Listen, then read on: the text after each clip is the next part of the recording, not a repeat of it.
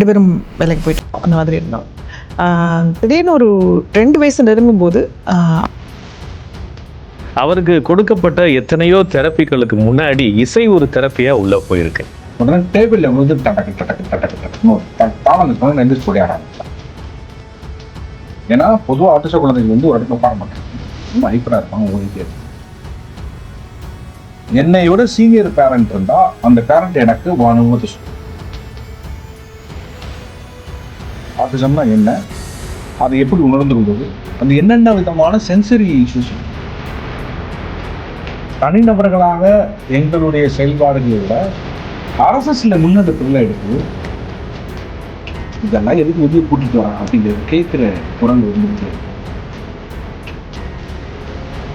பொது வெளியில வந்து இந்த சிறப்பு குழந்தைகள் மீதான பார்வை எப்படி இருக்கு? விதவிதமா ஏமாத்துறாங்க. முதல்ல என்ன சொல்லிட்டு இருந்தாங்க அப்படின்னா, சுத்தி இருக்கிற குடும்பம், உறவுகளும் சமூகம் நீங்க காயப்பட்டுட்டே இருக்கீங்களா,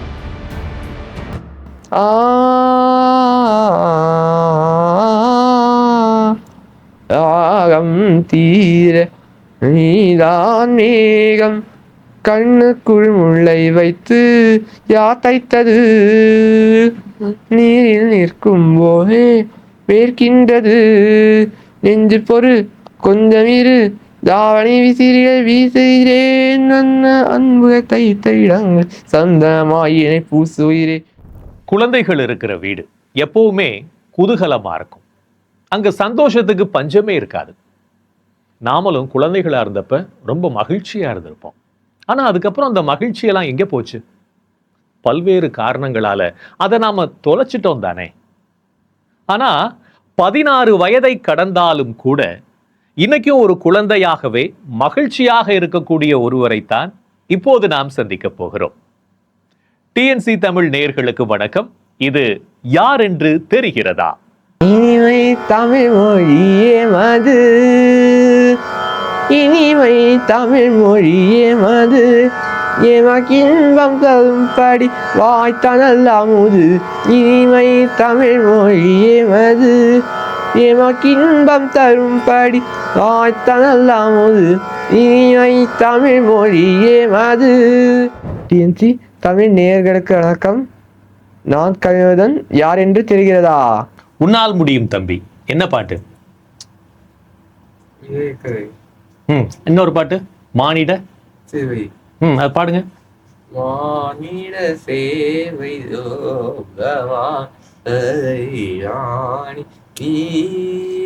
சொல்மானி சேவை போகமா வாணி சொல்மா சேவை ஜோமா கலையாணி சொல்மா சேவை ஜோகமா. கனி, இந்த பாட்டு அப்படியே எழுதுறீங்களா? இந்த பாட்டு அப்படியே நீங்க எழுதுங்க. சரி சரி, நீங்க எழுதுங்க. நீங்க எழுதுங்க. சரி, இல்ல அந்த பாட்டு இன்னும் அவ்வளவு சரியா தெரியல. சரி சரி, உங்களுக்கு பிடிச்சதை நீங்க எழுதுங்க. அடுத்த தடவை நீங்க பாடும்போது இந்த நோட் இல்லாம 60 பத்தி எழுதுங்க. அடுத்த தடவை நீங்க பாடும்போது இந்த நோட் இல்லாம பாடலாம். நோட் இல்லாம பென் இல்லாம பாடலாம். சரியா? சரி சரி. கனியோட ஃபுல் பேர் என்ன? Full name Kanivamudhan. Very good. அண்ணா வணக்கம். வணக்கம். கனிவமுதனை பத்தி சொல்லுங்க. அதுக்கு முன்னாடி உங்களை பத்தி சொல்லுங்க. என்னை பத்தி, நான் ஒரு எழுத்தாளன், பத்திரிகையாளர். கடந்த ஒரு 30 ஆண்டுகளாக பத்திரிகை துறையில் இருக்கேன். ஒரே பையன் கனிவமுதன். அவர் ஒரு ஆர்டிசன் நிலையாளர். இது என்னுடைய இணையர் லட்சுமி பாலகிருஷ்ணன். அவங்களும் எழுத்தாளர். அடிப்படையில் அவங்க ஒரு மென்பொறியாளர். அதுக்கப்புறம் சிறப்பு கல்வியாளர், உளவியலாளர்னு குடும்பத்தை தாங்கி நிற்கிறாங்க. மற்றது அவங்க சொல்லட்டும். நாங்கள் வந்து 2 பேரும் காதலிச்சு கல்யாணம் பண்ணிக்கிட்டோங்க. குழந்தை பிறந்தபோது ரொம்ப ஆர்வத்தோட சாதாரணமாக எல்லா பேரண்ட்ஸையும் போல தான் நாங்களும் குழந்தைய வளர்க்குறதுன்னு முடிவு பண்ணியிருந்தோம். அவனை இதுக்கு ப்ளே ஸ்கூலுக்கு போட்டுட்டு நாங்கள் 2 பேரும் வேலைக்கு போயிட்டு இருந்தோம். அந்த மாதிரி இருந்தோம். திடீர்னு ஒரு 2 வயசு நெருங்கும்போது அவனுக்கு வந்து ஆட்டிசம் அப்படிங்கிறது உறுதியாச்சு. அதற்கு பிறகு எங்களோட வாழ்க்கை ஒரு பெரிய மாற்றத்தை சந்திச்சதுன்னு தான் சொல்லணும். அதுக்கு பிறகு மாறி மாறி நாங்கள் ஒருத்தர் மாற்றி ஒருத்தர் வீட்டில் இருந்து அவனை பார்த்துக்கிட்டோம். நிறைய தெரப்பிகளுக்கு கூட்டிகிட்டு போனோம். அதை விட எல்லாத்தையும் விட முக்கியமாக ஆட்டிசம்னா என்னன்னு நாங்கள் தெரிஞ்சுக்க முயற்சி பண்ணினோம். இப்போது மற்ற சாதாரண நோய்கள் எதுவாக இருந்தாலும் அதுக்கு நோய்கள் அப்படின்னு எடுத்துக்கிட்டால் அதுக்கு ஒரு குணமாக்குறதுக்கு ஒரு மெத்தட் இருக்கும். அதை டாக்டர் வந்து சொல்லுவாங்க என்ன சாப்பிடணும் சாப்பிடக்கூடாது, என்னென்ன மருந்துகள், அதை மட்டும் நம்ம செஞ்சோன்னா போதும். நம்ம அந்த நோயை பற்றி ரொம்ப தெரிஞ்சுக்கணுங்கிறது தேவையில்லை. சொல்லப்போனால் அப்படி தெரிஞ்சுக்கிறத தான் மருத்துவர்கள் தப்புன்னு சொல்லுவாங்க. நீங்களா ரொம்ப இதுக்கு இதெல்லாம் ரிசர்ச் பண்ணிட்டு இருக்கீங்கன்னு தான் நம்மளை சொல்லுவாங்க. ஆனால் ஆட்டிசம்ங்கிறது வந்து ஒரு நோயோ குறைபாடோ இல்லை, அது ஒரு வேறுபட்ட வாழ்க்கை நிலை. அதனால இனிமே அவங்களோட வாழ்க்கை நிலை இப்படிதான் இருக்க போகுது அப்படிங்கறத தெரிஞ்சுக்கும் போது அதை மேனேஜ் பண்ணணும்னா, அந்த வாழ்க்கையை வந்து நம்ம சகஜமாக எடுத்துட்டு வரணும்னா நாம அதை பத்தி நிறைய தெரிஞ்சுக்க வேண்டியது இருக்கு. பெற்றோர்களாக நாம வந்து அதை தெரிஞ்சுக்க வேண்டியது இருக்கு. அதுதான் அங்கதான் எங்களோட வாழ்க்கை ரொம்ப மாறுபாடு அடைஞ்சதுன்னு நான் சொல்லுவேன். நிறைய இதை பத்தி படிச்சு தெரிஞ்சுக்கிட்டோம். நல்வாய்ப்பாக எங்களுக்கு நல்ல சில கைட் பண்ணக்கூடியவங்க கிடைச்சாங்க. சரி, நம்ம அம்மாட்ட பேசிட்டு அப்புறம் நம்ம வந்து பாட்டு பாடலாம். அப்போ அது மாதிரி நிறைய கொஞ்சம் கைட் பண்ணக்கூடியவங்க கிடைச்ச போது அவங்க மூலமா நிறைய புத்தகங்கள் படிக்கிறது அந்த மாதிரி தெரிஞ்சுக்கிட்ட பிறகு பார்க்கும்போது திரும்பி பார்த்தா தமிழ்ல அந்த மாதிரியான நூல்கள் இல்லை, ஆட்டிசம் பத்தின செய்திகள் இல்லை. அப்படிங்கிறதுனால நாங்க 2 பேருமே எழுத்தாளர்களா இருந்ததுனால பாலா முதல்ல ஆட்டிசம் பேசிட்டு இருக்கேன். பாலா வந்து ஆட்டிசம் சில புரிதல்கள் அப்படிங்கிற நூலை ஃபர்ஸ்ட் எழுதினாரு. அது வந்து ஆட்டிசம்னா என்ன, அதுக்கான என்னென்ன தெரப்பிகள் தேவைப்படுது, என்ன பண்ணுறோம் அப்படிங்கிறத பற்றியான ஒரு நூல். அதுக்கப்புறம் அதுக்குள்ளேயும் வந்து இவனுக்கு ஒரு 10 வயசு ஆகும்போது அது வரைக்குமான எங்களோட வாழ்க்கை பாதையை எழுதுவோம் அப்படின்னு சொல்லிட்டு தான் நான் வந்து எழுதா பயணம் அப்படிங்கிற ஒரு நூல் எழுதினேன். இந்த மாதிரி நூல்கள் எழுதுறது, அதுக்கப்புறம் சிறப்பு கல்வி நானும் படித்தேன், டிகிரி முடித்தேன், பிஎட் முடித்தேன், ஸ்பெஷல் பிஎட் முடித்தேன். அதுக்கப்புறம் கவுன்சிலிங் அண்ட் சைக்கோதெரப்பியில் ஒரு பிஜி முடித்தேன். இதெல்லாம் பண்ணும்போது நிறைய இன்னும் உளவியல் சார்ந்த விஷயங்களை தெரிஞ்சுக்க முடிஞ்சது. அது அவனை வழக்கத்துக்கும் உதவியாக இருந்தது. எங்களுக்கு தெரிஞ்சதை நிறைய சொல்லணுங்கிறது தான் எங்களோட முக்கியமான நோக்கம். நாங்கள் தொடர்ச்சியாக பிளாகில், இணையத்தில், புத்தகங்களா எல்லாமே எழுதிட்டு இருக்கிறது அதை குறித்து தான், ஆட்டிசம் பற்றி தான். ஒரு நீண்ட பயணம். ஒரு 2 வயசுல தான் வந்து ஒரு ஆட்டிசம் குழந்தை அப்படின்னு சொல்லிட்டு ஆட்டிசம் நிலையில இருக்கிறார் அப்படின்னு சொல்லி நீங்க தெரிஞ்சுக்கிட்டதா சொன்னீங்க. எதன் அடிப்படையில் அப்போ நீங்க தெரிஞ்சிட்டீங்க? அப்போ உங்களுடைய மனநிலை எப்படி இருந்துச்சு?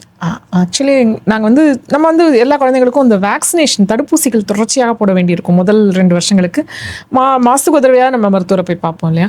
எங்களோட குழந்தைகள் நல மருத்துவர் வந்து அவங்க தான் சொன்னாங்க இது. ஏன்னா அவனுக்கு ஐ கான்டாக்ட் இல்லை அப்படிங்கிறது எங்களுக்கு தெரியல. என்ன இதில் இது வந்து நல்லது, இது வந்து லக்குன்னு சொல்கிறதா இதுன்னு சொல்கிறதான்னு தெரியல. அவனுக்கு வந்து எங்களோட ஐ கான்டாக்ட் நல்லா இருந்தது. அதற்கு காரணம் இசை தான். நாங்கள் வீட்டில் எதேச்சியாக என்ன பண்ணோம்னா சும்மா அவனை வந்து எதுவுமே சொல்கிறத வந்து ஒரு ரைம்ஸ் மாதிரி தான் பேசுவோம். கண்ணா இங்கே வாடானா நீல வண்ண கண்ணா வாடா அந்த மாதிரி ஏதாவது ஒரு பாட்டு பாடுறது, சும்மா ஏதோ ஒரு விதமாக பண்ணும்போது அவன் எங்களுக்கு நல்லா ரெஸ்பாண்ட் பண்ணிகிட்டே இருந்தான். அதனால எங்களுக்கு அவனுக்கு சிக்கல் இருக்குன்றதை எங்களால் உணரவே முடியல.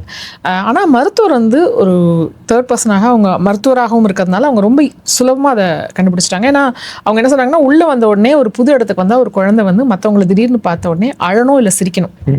2 பண்ணாமல் இவன் வந்து ஃபேனை பார்த்துட்டு இருப்பான். இவங்களுக்கு ஆட்டிசம் உள்ள குழந்தைகளுக்கு ஸ்பின்னிங் ஆப்ஜெக்ட்ஸை பார்க்கறதுக்கு ரொம்ப பிடிக்கும். ஸோ ஃபேனையே பார்த்துட்டு இருக்கான், ஸோ ஐ கான்டாக்ட் இல்லை, ஸோ இது வந்து ஆட்டிசமாக இருக்கலாம் அப்படின்னு அவங்க முதல்ல சொன்னாங்க. அப்போது உடனே நாங்கள் அதை எடுத்துக்கலாம். ஏன்னா நாங்கள் ஏற்கனவே சொன்ன மாதிரி எங்களுக்கு நல்லா அவன் ரெஸ்பாண்ட் பண்ணிட்டு இருந்தான்.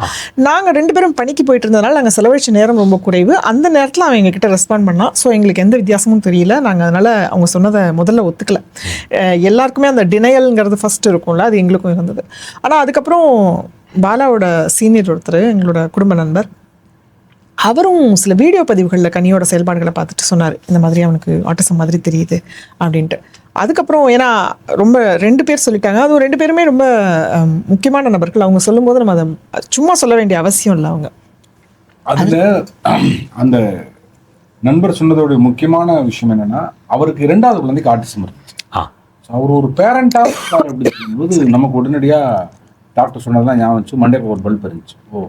ஒரு வேலை ஆட்டிசமாக இருக்குமோ, திருப்பி நான் டாக்டர்கிட்ட போய் என்ன பண்ணணும் அப்படிங்கிறத கேட்டோம். அவங்களுக்கு பயங்கர சந்தோஷம். ஏன்னா டெனைல் மூடு போனவங்க அவ்வளோ சீக்கிரம் வரவே மாட்டாங்க, அது அப்படி போயிடுவாங்க. ஒரு 4-5 வருஷம் கழிச்சு தான் வருவாங்க. நீங்கள் சில மாதங்களே திரும்பி வந்துட்டீங்கிறது ரொம்ப மகிழ்ச்சி. உடனடியாக தெரப்பிக்கல ஆரம்பிக்கலாம் அப்படின்னு அவங்க வேற ஒரு சைக்காலஜிஸ்ட்டை அனுப்புனாங்க. அவங்க பார்த்தாங்க. அதுக்கப்புறம் தெரப்பிகள் ஆரம்பித்தோம். கனிக்கு இப்படி தெரப்பிகள் ஆரம்பிக்கும் போது தொடக்கத்தில் எங்களுக்கு ஒரு 6 மாதத்துக்கு மேலே ஒரு இம்ப்ரூவ்மெண்ட்டுமே தெரியல. ஆனால் மெதுவாக சில இம்ப்ரூவ்மெண்ட் தெரிய ஆரம்பிச்சிச்சு. நாங்கள் உடனடியாக ஃபேமிலி டாக்டர் போனோம். அவங்களுக்கு ரொம்ப ஹாப்பி. ஏன்னா பொதுவாக டினைர் ஆகி மறுத்துட்டு போகிறவங்க 6 மாதம் இல்லாட்டி 5 வருஷம் கழிச்சு தான் திரும்பி வருவாங்க. நீங்கள் உடனே திரும்பி வந்துட்டீங்க, சில மாதம் 2-3 மாதத்துக்குள்ள திரும்பி வந்துட்டீங்கனால அவங்க உடனடியாக ஒரு விளைவில் மருத்துவ அங்கே போய் பார்த்துட்டு அவங்க எங்களுக்கு கணிக்கு வந்து தெரப்பி கொடுக்க ஆரம்பிச்சாங்க. இயர்லி இன்டர்வென்ஷன் தெரப்பிஸ் ஆரம்பிச்சோம். முதல்ல ஒரு தெரப்பி சென்டர் போனோம், அங்கே திருப்தியாக கிடைக்கல. அப்புறம் வேற ஒரு இடம் போனோம், அங்கே கிடைக்கல. அப்புறம் இன்னொருத்தங்கிட்ட போனோம். இப்படியாக கிட்டத்தட்ட ஒரு 6 to 8 மாதங்கள் வரைக்கும் இம்ப்ரூவ்மெண்ட்டும் கிடைக்கல. தெரப்பி போய்கிட்டே இருக்கும், இம்ப்ரூவ்மெண்ட் கிடைக்கல. அப்புறம் கொஞ்சம் கொஞ்சமாக இம்ப்ரூவ்மெண்ட் கிடைக்க ஆரம்பிச்சிச்சு. அந்த இம்ப்ரூவ்மெண்ட் அப்படியே பிடிச்சி ரொம்ப எங்கள் தெரப்பிஸ்ட் சொன்னாங்க, ரொம்ப கூர்ந்து கவனிச்சுட்டே வாங்க. ஒரு சின்ன மாற்றங்கள், ஒரு நம்ம சொல்கிற ஒரு விஷயங்கள் அவனுக்கு உள்ளே போகுதா இல்லைன்னு தெரியவே தெரியாது. ஆனால் அது செய்கையில் தெரியும். அந்த செய்கையிலேருந்து நீங்கள் அடுத்தடுத்த லெவலுக்கு போங்கன்னு சொன்னாங்க. அப்படி தான் நாங்கள் அவனை வாட்ச் பண்ண ஆரம்பித்தோம். அப்படின்னு இம்ப்ரூவ்மெண்ட்டை கவனிக்க ஆரம்பித்தோம். அப்படியே அவருக்கு கொடுக்கப்பட்ட எத்தனையோ தெரப்பிகளுக்கு முன்னாடி இசை ஒரு தெரப்பியா உள்ள போயிருக்கு. அதை எப்படி கண்டுபிடிச்சிங்க? அப்ப ஏன்னா சின்ன வயசுல கூட நாங்க பாடிட்டு தான் அவர்கிட்ட இது பண்ணுவோம், அதுக்கு ரெஸ்பாண்ட் பண்ணாங்க அப்படின்னு சொன்னாங்க. அது எப்படி, அதை பத்தி சொல்லுங்க. அது ஒரு பெரிய வேடிக்கை. என்னன்னா எல்லா குழந்தைகள் மாதிரியும் நம்ம குழந்தைகளோட நம்ம உரையாடத்தான் செய்யறோம், பேசுறோம். அவன் ரெஸ்பாண்ட் பண்ணவே இல்லை. நாங்க கிச்சன்ல உட்காந்துருக்கோம், ஹாலில் உட்காந்துருக்கோம்னா வாடான்னா வரமாட்டான். உடனே டேபிள்ல வந்து டடக்கு டடக்கு டடக்கு டடக்குன்னு ஒரு தாளம் இருக்கணும்னு எந்திரிச்சு ஓட ஆரம்பிச்சான். ஒரு தட்டு விட்டு மியூசிக் போட ஆரம்பிச்சோன்னா அந்த இசை அவனை டிஸ்டர்ப் பண்ணுதுன்னு தெரியாது. அது எங்களுக்கு தெரப்பி ஆகும், இல்லை அவனுக்கு இசை பிடிக்குது. எங்களுக்கு பேசிக்கா பெரிய அளவுல இசை ஞானம்லாம் கிடையாது. அறிவொளி காலங்கள்ல நான் கொஞ்சம் அறிவொளியோடு சேர்ந்து அந்த பாடல்கள் பாடிட்டு இருந்திருக்கேன், அவ்வளவுதான். நாங்க யாரும் முறையா வந்து இசை கற்றுக்கிட்டவர்கள் கிடையாது. பாடல் கேட்கறதோடு எங்களுக்கு அப்ப இப்ப என்னன்னா அவனுக்கு பேசினா புரிய மாட்டேங்குது. அப்ப நாங்க என்ன பண்ணோம், விளையாட்டா வந்து பழைய பிளாக் அண்ட் ஒயிட் படங்கள்ல வந்து சாந்தா சகுபாய் படத்துல எல்லாம் வந்து பாத்தீங்கன்னா ஒரு 49 பாட்டு படம் பூரா பாட்டா இருக்கும், வசனமே இருக்காது. அந்த வசனங்களை பாட்டா பேச ஆரம்பிச்சோம். ஏற்கனவே சொன்ன மாதிரி கண்ணா கண்ணா வாடா இங்க வாடா செல்லம் இப்படி பாட்டு எல்லாத்துக்கும் பாட்டா பாட ஆரம்பிச்சோம். ஒன்னு அம்மா சோறு தரேன் வாய துறலான்னு எல்லாத்துக்கும் பாட்டா ஒரு மாதிரி டியூன் போட்டு பாட ஆரம்பிச்சோன்னா அவன் ரெஸ்பாண்ட் பண்ண ஆரம்பிச்சான். எங்களுக்கு இல்ல ரெஸ்பாண்ட் பண்றான், இது போறாதா? அப்ப நம்ம குடும்பம் வந்து 1940 நின்றுவோம் இருக்கு. ஊருக்குள்ள எல்லாரும் தமிழ்ல பேசிட்டு நம்ம மட்டும் பாடிக்கிட்டே இருப்போம். இப்படித்தான் விளையாட்டா தான் இருந்துச்சு. அதை ஒரு தெரப்பிங்கிறதெல்லாம் எங்களுக்கு தெரியவே தெரியாது. அது இசை அவனுக்கு அவ்வளவு பிடிச்சிருக்குங்கிறது எங்களுக்கு தெரியாது.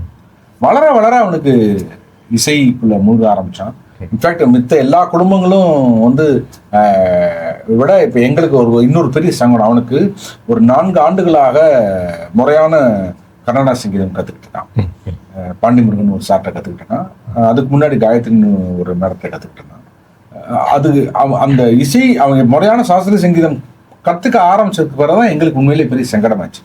ஏன்னா ஒரு பாத்ரூம் சிங்கர் மாதிரி நாங்கள் வீட்டுக்குள்ள சும்மா ஒரு பாட்டு பாடுவோம்ல, ஏதாவது ஒரு பாட்டை ஹம் பண்ணுவோம்ல, இவன் கிடுக்குன்னு ஓடி வந்து பாடாத, அவசரமா இருக்கு, அவசரம் சொல்ல தெரியாது, நீ ராகம் உட்காரல தாளம் உட்காரல, நீ பாடாத, அப்பா பாடாத அம்மா பாடாதான்னு கதற ஆரம்பிக்கலாம்.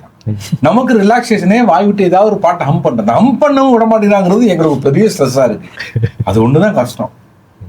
அவன் பாடணும், இல்லாட்டி பாட்டு ஓடணும், நீ பாடாத, முறையான பாட்டை போடு, நீ பாடாதங்கிறதா அவன். அது மட்டும் தான் சங்கடம். கனி, பாட்டு ரொம்ப பிடிக்குமா? பாட்டு ரொம்ப பிடிக்குமா? பிடிக்கும். சரி, இப்போ ஒரு பாட்டு பாடலாமா? என்ன தவம் செய்தனை யசோதா எங்கும் நிறை பரபிரம்ம அம்மா வென்றழைக்க என்ன தவம் செய்தனை பிரமனும் இந்திரனும் மனதில் போராமை கொள்ள, வீரமனும் இந்திரனும் மனதில் போராமை கொள்ள, வீரமனும் இந்திரனும் மனதில் போராமை கொள்ள, வீரமனும் இந்திரனும் மனதில் போராமை கொள்ள, வீரமனும் இந்திரனும் மனதில் போராமை கொள்ள, வீரமனும் இந்திரனும் மனதில் போராமை கொள்ள, ஊரலில் கட்டி வாய்ப்பொத்தி கெஞ்ச வைத்தாய் அண்ணனை, ஊரலில் கட்டி வாய்ப்பொத்தி கெஞ்ச வைத்தாய் அண்ணனை, ஊரலில் கட்டி வாய்ப்பொத்தி கெஞ்ச வைத்தாய் தாயே என்ன தவம் செய்தனை யசோதா எங்கும் நிறை பரபிரம்மம் அம்மா என்றழைக்க என்ன தவம் செய்தனை. இசை கணிட்ட என்ன மாற்றம் கொடுத்துச்சு அப்படின்னா, அவனுக்கு சிட்டிங் டாலரன்ஸுங்கிறது ஆரம்பிச்சிச்சு இல்லையா? ஏன்னா பொதுவாக ஆட்டிச குழந்தைகள் வந்து ஒரு இடத்துல உட்கார மாட்டாங்க, ரொம்ப ஹைப்பராக இருப்பாங்க, ஓடிக்கிட்டே இருப்பாங்க. ஆரம்பத்தில் சொன்ன மாதிரி அந்த ரீஎம்பர்ஸ்மெண்ட்டுக்காக அந்த தெரப்பிஸ்ட் பண்ண ஆரம்பிச்சிருக்காங்க. இப்போ அவனுக்கு ஏபிசிடி சொல்லி கொடுக்குறாங்க, இல்லை ஒரு பாட்டிலை திறந்து மூடுவதற்கான பயிற்சி கொடுக்குறாங்க, இந்த ஃபைன் மோட்டர் ஸ்கில்லுக்கான பயிற்சி கொடுக்குறாங்க. இந்த பயிற்சியை செய்கிறதுக்கு ஒத்துழைக்கவே மாட்டான்.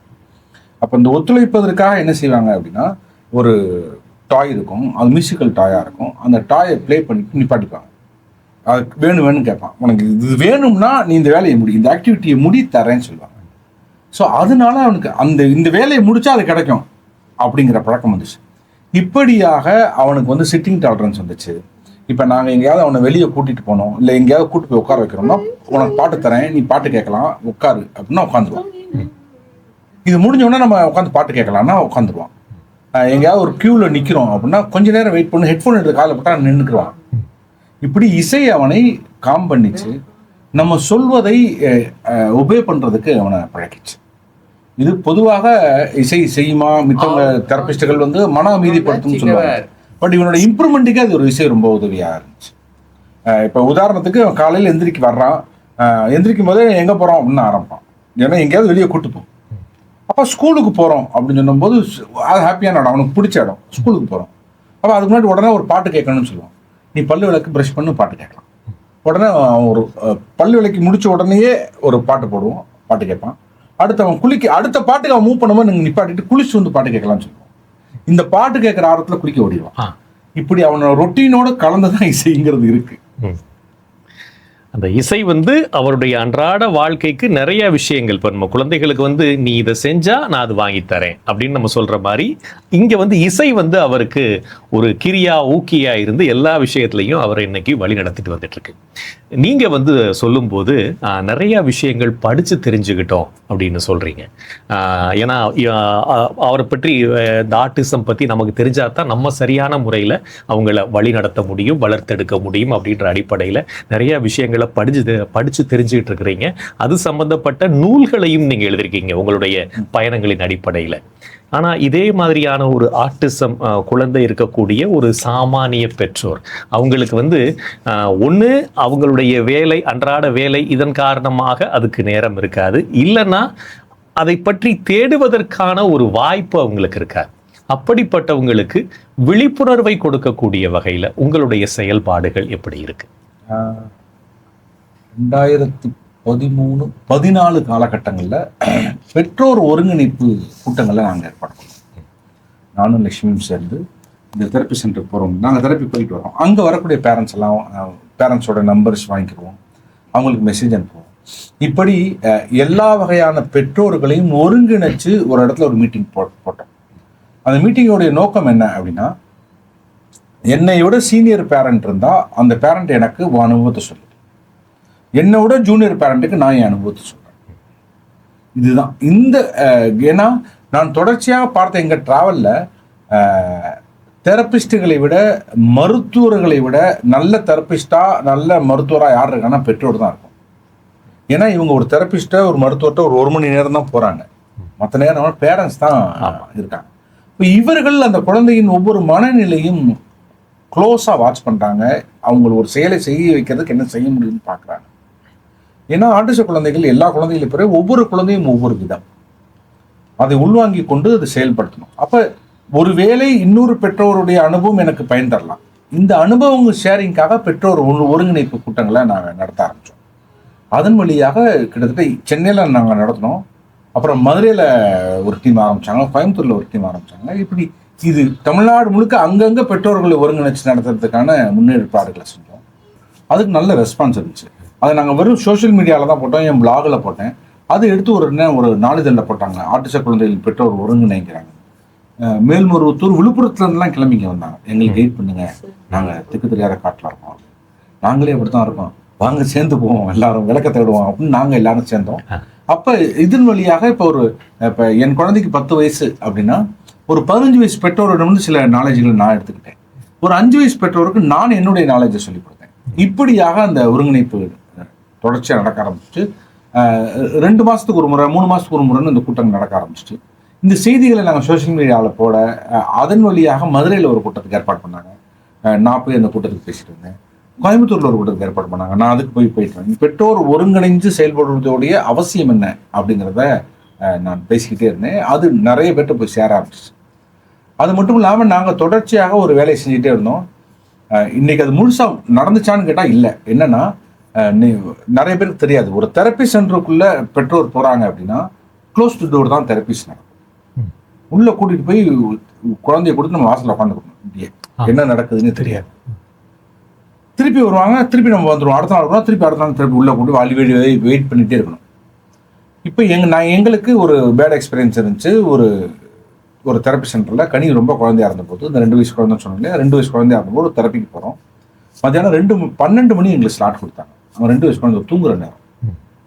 உள்ளே கூட்டு போய் தூங்க வச்சுட்டு திருப்பி அனுப்பிடுவாங்க. 40 நிமிஷம் அவங்க உள்ள தூங்க வச்சு திருப்பி கொடுப்பாங்க. அவ்வளோதான். புள்ள தூங்கிட்டான். அதுதான் எங்களுக்கு இம்ப்ரூவ்மெண்ட்ல. ஏன்னா தெரப்பி ஒண்ணுமே நடக்கலைங்கிற, ஆனா டெய்லி அதுக்கான பைசா வாங்கிட்டே இருந்தாங்க. இதெல்லாம் எங்களுக்கு நடந்துச்சு. இன்னொரு சென்டர்ல கனி அடி வாங்கினா, உடம்புல தடம் இருந்துச்சு. அதெல்லாம் நாங்க என்ன பண்ண ஆரம்பிச்சோம், அதுக்கப்புறம் பேச ஆரம்பிச்சோம். எங்களுக்கு தெரப்பியை ஓப்பனா காட்டி நாங்க பார்க்கணும். உங்க முன்னாடி பண்ணாத குழந்தைகள் வந்து ரெஸ்பாண்ட் பண்ணாது. அப்ப எங்களுக்கு சிசிடிவி கேமரா, நான் வெளியே டிவி நாங்க அதுல பாத்துக்கிறோம். என் குழந்தைக்கு தெரப்பி நடக்குதா இல்லையானாவது தெரியணும். என் குழந்தை யாரோ ஒருத்தன் அடிக்கிறான், யாரோ ஒருத்தன் தெரப்பி கொடுத்து தூங்க வச்சு திருப்பி அனுப்பிடுறான் அப்படின்னு கேள்வி கேட்க ஆரம்பிச்சோம். அது சில இடங்கள்ல இது பெற்றோர்கிட்ட கேள்வி கேட்க வச்சோம். நிறைய இடங்கள்ல பெற்றோர் கேள்வி கேட்க ஆரம்பிச்சாங்க. சில இடங்கள்ல குழந்தைகள் உள்ள வாங்கன்னு கூப்பிட்டு உட்கார வச்சு தெரப்பிகள் நடக்க ஆரம்பிச்சிச்சு. இந்த மாற்றங்கள் நடக்க ஆரம்பிச்சு தொடர்ச்சியா அரசிட்ட கோரிக்கை வச்சுட்டே இருந்தோம். நான் மட்டும்லாம் பல பெற்றோர் கோரிக்கை வச்சுட்டே இருந்தோம். அதன் தொடர்ச்சியாக தமிழ்நாட்டில் இருக்கக்கூடிய தலைமை மருத்துவமனைகள் எல்லாம் தொடக்க நிலை ஆட்டிச குழந்தைகளுக்கான EI சென்டர் அப்படின்னு சொல்லுவோம், இயர்லி இன்டர்வென்ஷன் சென்டர்ஸ், அது திறந்துட்டாங்க. முதல்ல ஒரு 13 மாவட்டங்களை திறந்தாங்க. மதுரை, திருநெல்வேலி, 13 மாவட்டங்களை திறந்தாங்க. அந்த மதுரையிலலாம் என்னுடைய இணையத்தில் இருந்த என்னுடைய ஆட்டிச கட்டைகளை பிரிண்ட் அவுட் எடுத்து அந்த பெற்றோர் கொடுத்தாங்க. ஏன்னா அந்த என்னுடைய ஆட்டிச கட்டைகள் வந்து எப்படி இருக்கும் அப்படின்னா, ஆட்டிசம்னா என்ன, அதை எப்படி உணர்ந்து கொள்வது, அந்த என்னென்ன விதமான சென்சரி இஷ்யூஸ் இருக்கும். ஒரு குழந்தை வந்து சாப்பிட மாட்டேங்குதுன்னா அதுக்கான வாயில் ஓரல் சென்சர் என்ன இருக்கும், கை காலை ஆட்டுதுன்னா அதன் காரணம் என்ன, குதிக்குதுன்னா அதன் காரணம் என்ன, இப்படி இந்த சென்சரி என்னவெல்லாம் இருக்கோ இந்த விஷயத்தெல்லாம் பற்றி நான் எளிமையாக சொல்ல ஆரம்பிச்சேன். இதை எல்லாத்தையும் அங்கே பிரிண்ட் அவுட் எடுத்து பெற்றோருக்கு நாலேஜாக கொடுக்க ஆரம்பிச்சாங்க. அதன் வழியாக நிறைய பேருக்கு இப்போ ஆட்டிசம்ங்கிறது இப்போ சேர ஆரம்பிச்சிச்சு. தொடர்ச்சியாக நானும் ஊடகத்தில் இருக்கிறனால அந்த பட்டன் ஃபோன் இருந்த காலம், அந்த காலகட்டத்திலே நான் என்ன செய்வேன் அப்படின்னா, மார்ச் 15ஆம் தேதியே மெசேஜ் அனுப்புவேன். எல்லா ஊடகத்தில் இருக்கக்கூடிய செய்தியாளர்கள், தலைமை செய்தியாளர், எடிட்டர் எல்லாருக்கும் மெசேஜ் அனுப்புவேன். April 2 world autism awareness day வருது, ஒரு நியூஸ் போடுங்க, ஒரு கட்டுரை போடுங்க, ஒரு சைக்காலஜி டாக்டர்கிட்ட ஒரு பேட்டி எடுங்க, கவர்மெண்ட் டாக்டராக இருக்கட்டும், இல்லாட்டி உங்களுக்கு தெரிஞ்ச டாக்டராக இருக்கட்டும், நீங்கள் எடுங்க. இல்லை டாக்டர் வேணும்னா நானே உங்களுக்கு தர்றேன், பேரண்ட்ஸ் வேணாலும் நான் உங்களுக்கு தரேன். இது பற்றியான இந்த அவேர்னஸை மக்கள்கிட்ட கொண்டு போவோம். ஏன்னா உலகம் முழுக்க கொண்டாடுறோம், நம்ம ஊரில் அது பெரிய, அதை பற்றி ஒரு நியூஸ் கூட வர்றதே இல்லைங்கிறது எனக்கு இருந்துகிட்டே இருந்துச்சு. அது தொடர்ச்சியாக இந்த ஊடக நண்பர்களுடைய வழியாக கொஞ்சம் கொஞ்சமாக செய்திகள் வர ஆரம்பிச்சிச்சு. இன்னைக்கு நான் எதுவுமே செய்யறதில்லை. ஆனால் ஏப்ரல் 2க்கு உடனடியாக ஒரு செய்தி வருது, ஒரு கவரேஜ் வருது, மக்களிடம் இந்த டாப் வருது. முதல்ல ஆட்டிசம் சொன்னாலே என்னன்னு தெரியாம இருக்கு சமூகம். ஒரு குழந்தை இன்னைக்கு பேசாம இருக்குன்னா உடனே போனை போட்டு, சார் பிள்ளைக்கு ஆட்டிசமா இருக்குன்னு நினைக்கிறேன் அப்படின்னு சொல்ற அளவுக்கு ஒரு சின்ன அவேர் வந்திருக்கு. அந்த விழிப்புணர்வு என்பது மக்களிடம் வந்திருக்கு. அதுக்கு அரசும் ஊடகமும் ரொம்ப முக்கியமான. இப்படி ஒரு ஆட்டிசம் நிலை, அந்த ஆட்டிசம் நிலை பற்றிய ஒரு விழிப்புணர்வு நீங்கள் சார்ந்திருக்கக்கூடிய ஊடகத்தின் வழியாக ஒரு விழிப்புணர்வை தொடங்கி அது அரசின் பல நலத்திட்டங்களுக்கு, அரசு சார்ந்த செயல்பாடுகளுக்கு ஒரு முன்னோடியாக அமைஞ்சிருக்கிறத நீங்கள் சொன்னதிலிருந்து தெரிஞ்சுக்க முடியுது. நீங்கள் உங்களுடைய எழுதா பயணம், அந்த நூலின் வழியாக இந்த ஆட்டிசத்தை பற்றி நீங்கள் என்ன மாதிரியான விஷயங்களை மக்கள்கிட்ட கொண்டு போய் சேர்த்தீங்க உங்களுடைய அனுபவங்களின் வழியாக? முதல்ல எந்த விதமான பிரச்சனை இருந்தாலுமே நமக்கு ஒரு டினையல் இருக்கும் இல்லையா? அந்த டினையல் முடிச்சதுக்கப்புறம் அதுலேருந்து நம்ம வெளியில் அதை அக்செப்ட் பண்ணிட்டு, இதுதான் யதார்த்தம் அப்படிங்கிறத அக்செப்ட் பண்ணிட்டு நம்ம அதுக்கப்புறம் அதுக்குள்ளே வாழ ஆரம்பிப்போம். அப்போ வாழ ஆரம்பிக்கும் போது நம்ம அதுக்கேற்ற மாதிரி நம்ம வாழ்க்கையை அதுக்கு நம்ம தகவமைச்சுக்குவோம். ஓகே, அந்த விஷயங்கள் நடக்கும்போது அந்த ப்ராசஸை நம்ம டாக்குமெண்ட் பண்ணும்போது, அது மற்றவங்க படிக்கும்போது அவங்களுக்கு கொஞ்சம் அதுக்கு எடுக்கக்கூடிய காலகட்டம் குறையும். முழுக்க நானே ரீஇன்வென்டிங் த வீல்ங்கிற மாதிரி ஒவ்வொருத்தரும் அதை ஃபுல்லாக அதை உள்ளே போயிட்டு பண்ணிட்டு இருக்கிறதுக்கு பதிலாக ஓகே ஏற்கனவே ஒருத்தரோட நம்ம படிக்கிறதே அதுக்கு தானே, வாசிப்புன்றதே புத்தக வாசிப்புன்றதே நம்ம அதுக்காக தான் பண்ணுறோம், எல்லாரோட அனுபவங்களையும் நம்மளோட ஆக்கிக்கிறதுக்காக தான். அதனால இந்த இடத்துல நம்மளோட அனுபவங்களை பதிவு செய்கிறது ரொம்ப முக்கியம் அப்படின்னு எங்களுக்கு தோணுச்சு. அதனால தான் அந்த நூல் எழுதினோம். அந்த நூலை எப்படி இது பண்ணோம்னா, எப்படி டயக்னோஸ் பண்ணினோம், என்னென்ன தெரப்பீஸ் கொடுத்தோம், தெரப்பீஸில் நாங்கள் இப்போ பாலா சொன்ன மாதிரி நாங்கள் என்னென்ன பிரச்சனைகளை எதிர்கொண்டோம், அதை எப்படி தாண்டினோம் அப்படிங்கிறது எல்லாத்தையுமே சொல்லியிருப்போம். அதோடு இல்லாமல் என்னென்ன விஷயங்களில் நம்ம கவனம் செலுத்த வேண்டியது இருக்கும் அதிகமாக அப்படிங்கிறதையும் குறிப்பிட்டுக்கிட்டே ஒவ்வொரு இதுலேயும் வந்து ஒரு அத்தியாயத்தை எழுதணும்னா, இப்போ நான் தெரப்பி போனதில் அங்கே இருக்கிற பிரச்சனைகளை பற்றி பேசினதில் எழுதினேன்னா, அதுக்கப்புறம் அந்த அத்தியாயத்தோட முடிவில் இதை எப்படி தவிர்க்கலாம், இந்த பிரச்சனைகளை தவிர்க்கிறதுக்கு என்னெல்லாம் செய்யலாங்கிறத கொடுக்க ஆரம்பிச்சோம். நீங்கள் மற்ற பெற்றோர்களோட தொடர்பில் இருங்க, அவங்களோட சேர்ந்து நீங்கள் ஏதாவது பிரச்சனைனா கேள்வி எழுப்புங்க. அந்த மாதிரி ஒரு தெரப்பி சென்டரோ இல்லை ஒருத்தவங்க இப்படி நடந்துக்கிறாங்க அப்படின்னா அதுக்கான அதிகாரத்தை நம்ம வந்து அவங்க எப்படி அடையிறாங்க, நம்ம வாய் மூடிட்டு இருக்கும்போது இல்லை இப்படி தான் இருக்கும் போல இருக்கு, இதுதான் இயல்பு போல இருக்குன்னு நினைக்கும் போது தான் அந்த இது விஷயம் வளர்ந்துக்கிட்டே போகுது. அப்படி இல்லாமல் நீங்கள் கேள்வி கேளுங்க, இதெல்லாம் செய்யுங்க அப்படிங்கிறத வரிசையாக சொல்லிகிட்டே வந்தோம். அதுக்கப்புறம் தினசரி வாழ்க்கையே இவங்களுக்கு பழக்க வேண்டியிருக்கும். இப்போ மற்ற குழந்தைகளுக்கு என்னென்னா எல்லாருக்குமே பழக்குவோம், எல்லா குழந்தைகளுக்குமே நம்ம சொல்லித் தருவோம், இப்போ ப்ரஷ் பண்ணுறது எப்படி எல்லாமே சொல்லி தருவோம். ஆனால் அவங்களுக்குலாம் அது அந்த ஸ்டெப் ரொம்ப சிம்பிளாக இருக்கும், ஏன்னா அவங்க நம்மளை பார்த்து கற்றுக்குவாங்க.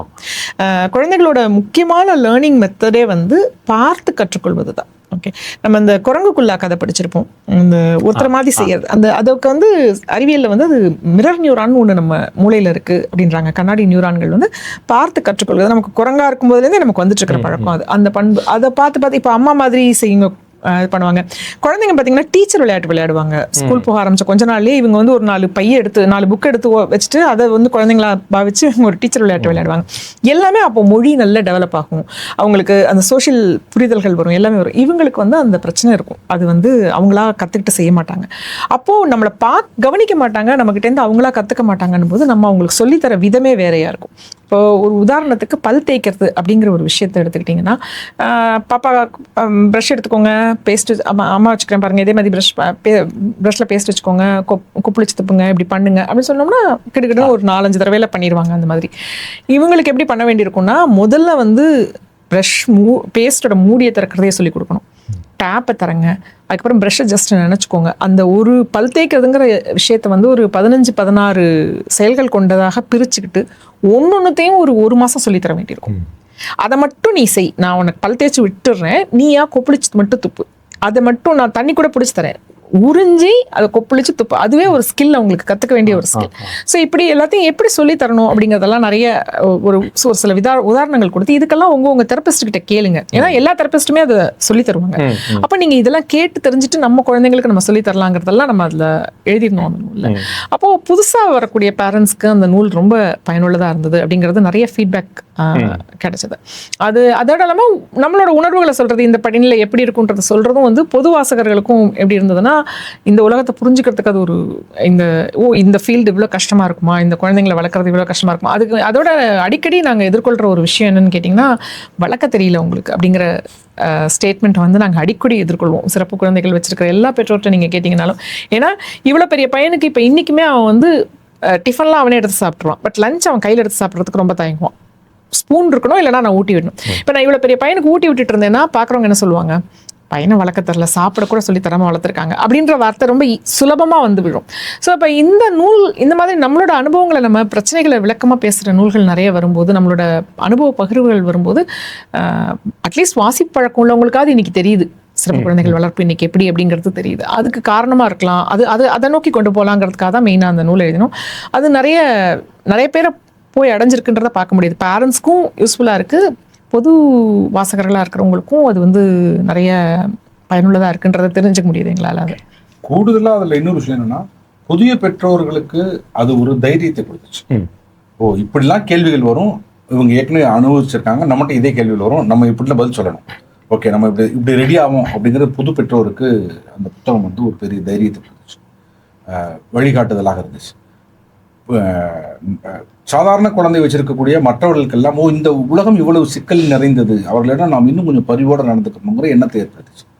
அடுத்ததா, அரசு துறையில் இருக்கக்கூடிய வாசிக்கக்கூடிய உயரதிகாரிகள் பலருக்கும் இந்த புத்தகம், ஐயோ இந்த ஏரியா நம்ம கவனிக்காம விட்டுட்டோமே, இந்த ஏரியாவுக்கு நம்ம தான் செய்யணுமேங்கிற எண்ணத்தை விதைச்சதாக நாங்கள் நம்புகிறோம். ஏன்னா தமிழின் மிக முக்கியமான பெரிய எழுத்தாளர்கள் எல்லாமே இந்த புத்தகத்தை வந்து பொது சமூகத்துடன் கொண்டு போய் சேர்த்தாங்க. இதை வாசிக்க வேண்டிய புத்தகம், முக்கியமான புத்தகம் பலரும் பேசினாங்க. அதனால இந்த புத்தகத்தின் பரவலாக்கம் என்பது பரவலாக இருந்துச்சு. அது அரசு பெரிய உயர் பதவியில் இருக்கிற பலரையும் இந்த புத்தகத்தை வாசிக்க வச்சுச்சு. அப்போ இந்த குழந்தைகள் மீது நம்ம இன்னும் கொஞ்சம் கவனம் செலுத்தணும், இந்த குழந்தைகள் எண்ணிக்கை இப்படி இருக்கு, நம்ம இதை கொஞ்சம் செய்யணும்னு அரசையும் அந்த ஒரு பார்வை வந்ததுக்கு இந்த ஒரு புத்தகமும் ஒரு காரணமாக இருந்துச்சு. ஓ ஓ ஓ மனிதக சில நிறம் மாறலாம், மரங்களும் அவர் குணங்களும் தடமாறலாம், இலக்கணம் சில நேரம் பிழையாகலாம், எழுதிய அன்பு இலக்கியம் தவறாகலாம், வீரர்களை தாண்டி வளர்ந்ததை கண்டு நாங்களை நாமும் நறுக்குவதுண்டு, இது என்ன பாவம் எதற்கிந்த சோகம், இடையே வாழ என்னாலும் என் வாழ்த்துக்கள், தமிழ் கூறும் பல்லாண்டு என் வார்த்தைகள், இளவேனில் உன் வாசல் வந்தாடும், இளம் தென்றல் உன் மீது பண்பாடும், இளவேனில் உன் வாசல் வந்தாடும், இளம் தென்றல் உன் மீது பண்பாடும், நலம் வாழ என்னாலும் என் வார்த்தைகள், தமிழ் கூறும் பல்லாண்டு என் வார்த்தைகள். ஒரு பக்கம் தெரப்பி அந்த மாதிரியான ஒரு ட்ரீட்மெண்ட் அந்த மாதிரியான ஒரு விஷயங்கள் போயிட்டு இருக்கு. அதே சமயத்தில் இவருக்கான அந்த இசை ஆர்வத்தினால எப்போ வந்து இவர் எந்த வயசுல இவருக்கு அந்த இசை பயிற்சி, சங்கீத பயிற்சி ஆரம்பிச்சிங்க? ஆக்சுவலி என்னன்னா, முதல்ல நாங்கள் ஒரு தெரபிஸ்ட் வந்து என்ன பண்ணாங்கன்னா, அவனுக்கு இசையில் ஆர்வம் இருக்குன்றதை வச்சுட்டு அதை வந்து ஒரு ரீஎன்ஃபோர்ஸ்மெண்ட்டாக, ஒரு ரிவார்டாக, இந்த ஆக்டிவிட்டியை நீ முடிச்சேன்னா ஒரு மியூசிக்கல் டாய், ஒரு ஜைலஃபோனோ இல்லை வேற ஒரு சில மியூசிக்கல் டாய்ஸோ வச்சுருப்பாங்க, அதில் அவனுக்கு கொடுப்பேன் அப்படின்னு சொல்லுவாங்க. அதில் வந்து அவன் நல்லா பண்ண ஆரம்பித்தான். அப்போ அவங்க சொன்னாங்க அவனுக்கு மியூசிக் ரொம்ப பிடிச்சிருக்கு, அது அவனுக்கு தேவையாக இருக்குது. அவங்க வீட்டில் ஒரு கிட்டார் இருந்தது, அதையும் எடுத்து இவனே சும்மா தட்டி அது இது பண்ண ஆரம்பிப்பான்.